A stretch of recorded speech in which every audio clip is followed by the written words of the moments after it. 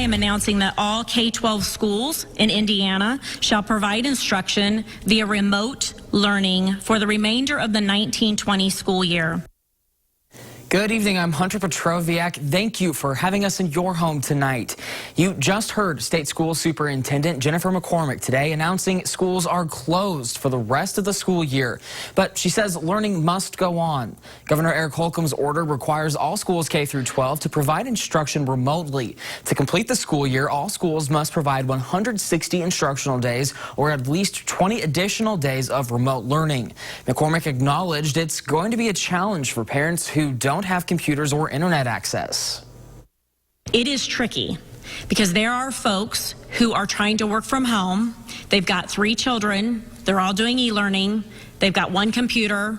They've got some access, or they're being told go to McDonald's and figure it out, get the access there. So it's tricky.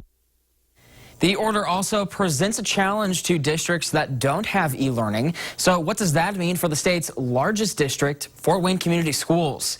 Fox 55's Caleb Saylor spoke with parents and the district about how they're planning to make it work.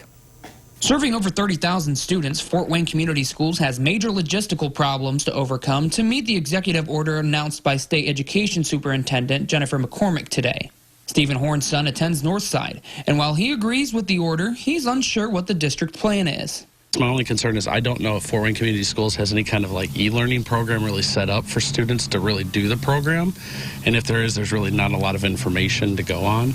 FWCS does not have an e-learning program in place like some surrounding districts. In the past, FWCS spokeswoman Krista Stockman has said it just doesn't work for their district. But now they may have to find a way. The challenge for us is going to be in the details, whether we have to meet the 160 days or at least 20 more days of instruction. What exactly does that mean since we don't have e-learning? McCormick today conceded it's also a concern of the state's. We are very concerned with our districts that have basically closed and are offering no supports. That's very limited, but we do have some that are out across the state. FWCS has been working on their plans for 2 weeks, and with spring break ending on Monday, they have something in place for most of their students. For the students who needed specific credits in order to graduate, they are enrolled in an online program called Edgenuity. We did provide laptops to students in those situations who needed them. For other categories of students starting Monday, we have our teachers who are going to be providing lessons for students online and holding office hours daily. FWCS knows this plan won't reach all students, though. Sherry Merrill says she's homeschooling her grandchild in elementary school using no electronics at all. At home, no electronics. If they do, it's just a very limited amount of time.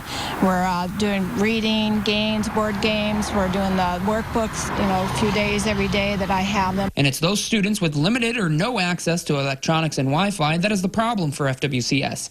A problem Stockman says they still need to work out with the state. Does the state expect that we're going to supply devices to 30,000 students? Does the state expect that we're going to have hotspots available? We don't know those things yet. McCormick says they're working hard to address those concerns. Even if schools want to start doing a lot of remote type of learning, everything's on back order, whether it's the hardware, MiFis. I mean, it's very, very difficult. So we understand the concern. In Fort Wayne, Caleb Saylor, Fox 55 News.